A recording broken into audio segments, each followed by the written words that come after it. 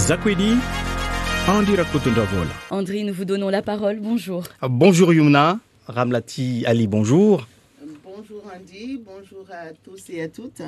Alors, candidate La République En Marche en juin dernier, vous êtes aujourd'hui candidate sans étiquette. La raison principale est votre mise en examen pour complicité de fraude électorale. Est-ce que ça ne risque pas de changer la donne pour cette élection législative partielle, le fait d'être sans étiquette aujourd'hui ? Je me permets de rectifier. En juin dernier, j'étais candidate Parti Socialiste. Parti Socialiste, pardon, effectivement. Je n'étais pas candidate La République En Marche. J'ai rejoint La République En Marche après mon élection. Et là, je suis partie sans étiquette. Et évidemment, vous l'avez dit, après mise en examen. Donc, la loi qui prévaut pour les ministres prévaut aussi pour les candidats. Hein, mais on s'est mis d'accord donc avec La République En Marche. Je vais sans étiquette. Et si je suis élue, et je compte bien l'être, je retourne dans mon giron où j'étais, dans La République En Marche. Est-ce que ça ne va pas porter préjudice à ma réélection? Je pense que non, parce que n'oubliez pas que j'ai toujours dit ici que moi, mon réel parti, c'est Mayotte. Et que toutes les personnes qui sont capables de travailler avec moi et avec les autres, toutes les forces vives de ce territoire, sont dans mon parti. Et effectivement, vous le savez, à Mayotte Première, que j'ai eu plusieurs soutiens de plusieurs partis, on va dire ça comme ça, parce qu'il y a le PRG, le MODEM, La République En Marche, le PS, qui sont autour de moi. Donc, pour moi, il n'y a pas réellement de problème. Mais donc, si vous êtes élu, vous réintégrerez le groupe La République En Marche. Alors, ce mercredi, c'est le 10e jour de manifestation contre la violence. Il y a eu des réactions du préfet hier et puis ensuite la ministre des Outre-mer.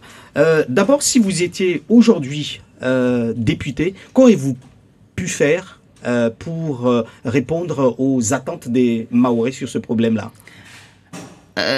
Les réactions du préfet et puis de la ministre, c'est une bonne chose, hein, que les gens soient sortis de leur réserve, parce que n'oublions pas qu'on est en période électorale et que l'État doit être en période de réserve. Mais je souhaiterais quand même que malgré tout ça, ils ont fait, mais qu'on puisse aller plus loin et qu'on ait quelque chose de réel et de palpable, parce que depuis le temps qu'on nous dit on va renforcer ci, on va renforcer ça, et que sur le terrain à Mayotte on ne voit pas. Donc j'espère bien que cette fois ça sera fait.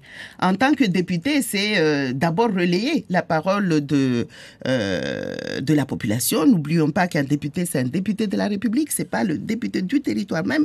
Mais on a cet avantage en tant que député de pouvoir parler avec le gouvernement encore plus facilement que notre élu, et de pouvoir parler aux autres députés, d'expliquer, puisque c'est les autres députés qui vont aider à ce qu'un décret, une loi soit adaptée. Et tout ça, c'est le rôle du député.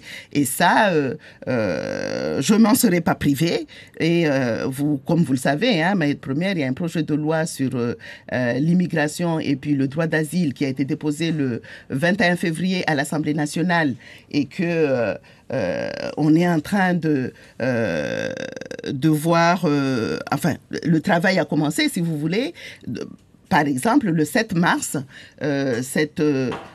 l'avis de la commission des lois dont fait partie Mansour Kamardine doit être pris. Donc, si j'ai été député, je serais allé à la commission de loi avec Mansour Kamardine. Vous aurez voté pour cette loi? Ah, mais voter pour cette loi, oui, c'est pas seulement voter, oui, mais c'est de mettre la particularité de Mayotte, de pouvoir positionner Mayotte dans cette loi de façon à ce que Mayotte soit enfin entendue, d'autant que dans cette loi, le conseil départemental, le département de Mayotte sera interrogé, comme la collectivité unique de Guyane qui sera interrogée. Madame Ramlati, vous parlez de ce projet de loi. C'est un projet de loi qui est décrié par certaines associations, mais surtout, Ramlati Ali, si ce projet de loi passait, vous pensez vraiment, vous croyez vraiment que ça va s'appliquer à 100% à Mayotte? Il y a déjà des lois contre l'immigration illégale, par exemple, qui ne s'appliquent pas à Mayotte. Pourquoi il y a 3 000 ou 5 000 mineurs isolés ici à Mayotte, alors qu'il y en a autant au niveau national? On n'a pas les mêmes moyens. Il ne suffirait que d'appliquer la loi actuelle pour peut-être déjà juguler cette problématique. Moi, je dis toujours on ne peut pas parfois appliquer à 100% ce qui se fait en métropole. Et je m'explique. Par exemple, les moyens dont vous parlez, dedans, on parle de avoir un endroit où mettre pour les mineurs isolés. Est-ce que à Mayotte, avec les problématiques actuelles où les gens rentrent et sortent comme ils veulent, est-ce que ça ne serait pas faire un appel d'air? Est-ce que ce serait réellement une solution? Je pense que ça ne l'est pas. Et je suis parmi ceux qui pensent qu'il faudrait qu'à un moment, la France montre qu'elle est la France, quel que soit l'endroit où on est, et que ces fameux mineurs isolés, qu'on puisse les prendre à Mayotte et les envoyer en métropole, pas les cantonner sur le territoire de Mayotte. Il y a aussi le volet où les mineurs isolés ont un sentiment à Mayotte d'impunité, où ils peuvent faire ce qu'ils veulent. Et puis on nous dit qu'à Majicavo, il n'y a que 30 places. Oui, très bien. Mais on n'arrête pas de nous parler de Réunion Mayotte. Comment se fait-il que dans ce cas-là, on ne prend pas ces mineurs isolés qui font n'importe quoi, ou ces mineurs tout court, ces délinquants qui font n'importe quoi? Ça serait bien pour eux et pour la population d'un moment de les, je mettrais entre guillemets, redresser, mais bon, c'est de leur montrer le droit chemin. Pourquoi, à ce moment-là, on ne les enverrait pas à la Réunion pour qu'on puisse avoir ce fameux soupape? Il y a déjà quelques-uns qui y vont et qui font pas mal de dégâts. Également sur place. On parle de Réunion Mayotte. On parle de Réunion Mayotte. Il ne faut pas que ça soit juste pour ce qui embête, entre guillemets, les Mahorais, puisqu'on voit l'ARS Réunion Mayotte, vice-rectorat, c'est la Réunion, et tout ça. Donc ça aussi, il faut qu'à un moment, le territoire national nous aide. Alors, les élus, justement, ne relayent pas assez bien les problèmes de Mayotte. On l'a entendu lors de ces manifestations. Alors, vous êtes une élue potentielle. Que répondez-vous à ces personnes dans les manifs actuellement? Je réponds que je comprends. Je comprends l'exaspération. Je comprends le fait qu'on ne dort pas tranquille parce que chacun se demande... à qui le tour? Est-ce que mon tour, ça sera quand?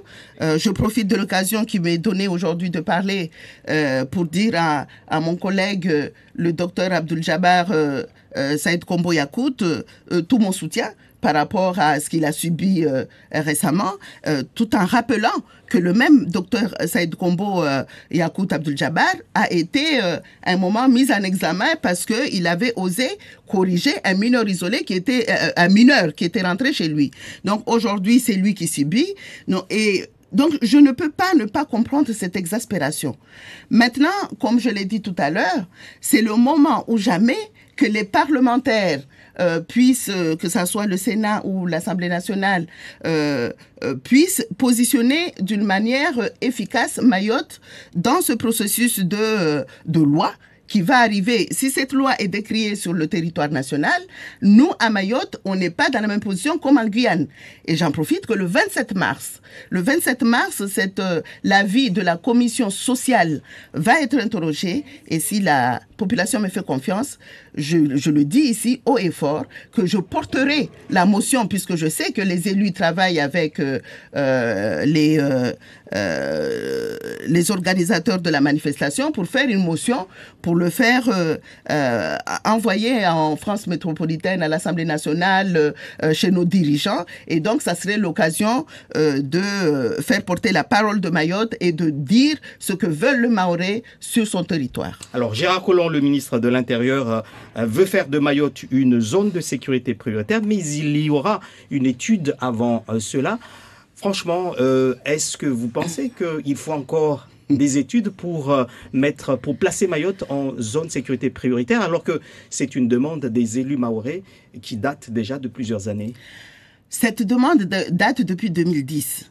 en tant que maire, à l'époque, j'avais commencé de Pamandzi, j'avais commencé à en parler parce que on a vu à partir de la manifestation de ce fameux 2 décembre 2009 comment a commencé à monter la délinquance parce que ça a commencé par là et puis ça s'est exaspéré au fil du temps.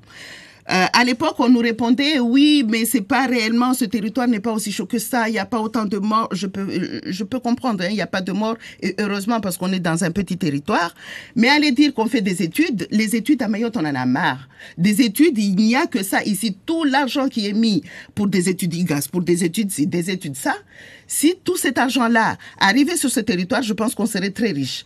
Donc aujourd'hui, il est temps que le gouvernement prenne la mesure des choses et qu'on nous mette réellement en zone de sécurité prioritaire, même s'ils pensent que ce qui se passe à Mayotte, c'est pas des crimes comme on voit ailleurs, mais il y a cette jeunesse, ne serait-ce que pour les sauver. Hein. Alors il faut accélérer le processus. Il faut accélérer le processus. Mais comment, puisque vous savez très bien, il y a une majorité, vous faites partie de cette majorité.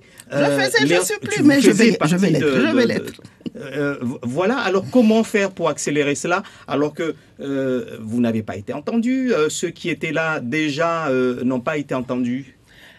On n'a pas été entendu. Quand je parle de 2010-2011, c'était déjà le gouvernement de droite. Et puis après, là, il y a eu le gouvernement de gauche. Et puis aujourd'hui, on a la République en marche. Même si on n'a pas été entendu, c'est pas une bonne raison pour se taire. Donc aujourd'hui, on a cette situation où même les fonctionnaires qui arrivent à Mayotte n'arrivent pas à rester. Donc on ne peut plus fermer les yeux. Donc je pense que c'est le moment, puisqu'on est dans ce projet de loi, c'est le moment qu'on soit entendu et qu'il faut absolument que les élus, tous confondus, comme ça s'est fait là, hein, c'est très bien, hein, les réunions qu'il y a eu entre les manifestants et puis les élus, et que ça soit relayé par les parlementaires pour être enfin entendus. Alors, on a parlé de la loi sur l'immigration et le droit d'asile, le projet de loi donc, qui est examiné en ce moment. Il y a quelques jours, le président du conseil de surveillance du CHM insistait, expliquait son souhait que le CHM soit placé en zone internationale pour lutter contre l'immigration illégale ici à Mayotte. Placer le CHM en zone internationale impliquerait que les enfants nés au CHM garderont la nationalité de leurs parents. Il sollicite un soutien fort des parlementaires pour la rédaction de la loi ou l'amendement qui sera mis en place par rapport à ça. Est-ce que vous êtes favorable et comment est-ce que vous participerez ou pas à cela si vous étiez élu? Vous avez parlé d'amendement. Et donc, l'amendement sera forcément porté par des parlementaires, que ce soit les députés ou les sénateurs.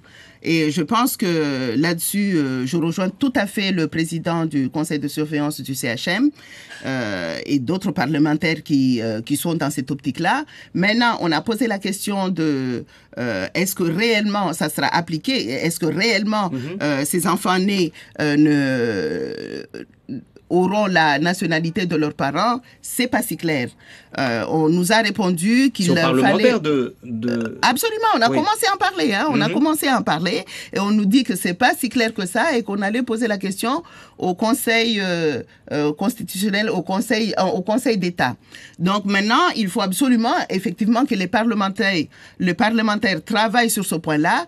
Et moi, si je soutiens, c'est pas tant pour dire qu'il faut que les gens aient la nationalité ou pas, mais on sait qu'aujourd'hui, on parle de l'insécurité, on parle de la délinquance. On va pas dire que c'est obligé que ça soit des gens qui viennent de l'extérieur qui le font. Ça peut être aussi des gens de nationalité française, comme on nous le dit, soit parce qu'ils sont nés sur le territoire, soit qu'ils sont bien de ce territoire, enfin, de génération mahoraise depuis. Mais toute cette pression migratoire permet beaucoup de choses qui ne se permettaient pas auparavant. Et donc, le fait de ne pas avoir systématiquement la nationalité française parce qu'on est né sur le territoire mahorais, pour moi, c'est l'une des solutions pour dire aux gens que stop, Mayotte ne peut plus supporter toute cette pression mais parallèlement, il faudrait que la France s'assure que les soins se fassent de l'autre côté, c'est-à-dire aux Comores. Il faut qu'il y ait une vraie coopération régionale en matière de santé et ça, on a eu l'occasion de le dire quand on a été en commission paritaire mixte aux Comores. Merci à vous, Ramlati Ali, en tout cas d'avoir répondu à nos questions. Et dans un instant, Moana Saindou va nous rejoindre pour le journal en maoré. Merci à vous également, Yumna, du coup, d'être revenu. Voilà, Moana Saindou qui est avec nous pour le journal en maoré. Bonne journée à tous. Merci à vous, André. Bonne journée à vous.